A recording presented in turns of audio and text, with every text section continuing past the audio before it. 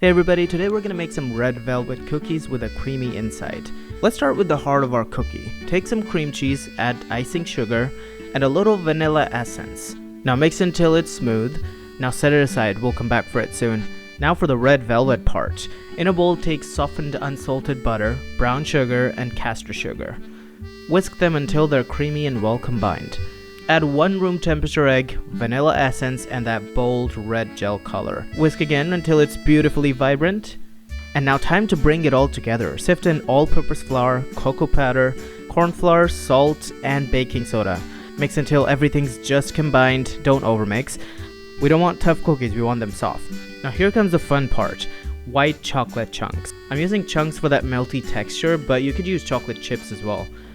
I'm taking about 120 grams of dough because I love my cookies big and bold. Flatten it slightly, then dig from the center and add a spoonful of cream cheese filling. Gently seal it like you're wrapping a gift. You can freeze them for 30 minutes if you want a thicker cookie, but I'm too impatient, so I'm baking them right away in a preheated oven at 350 Fahrenheit or 180 Celsius.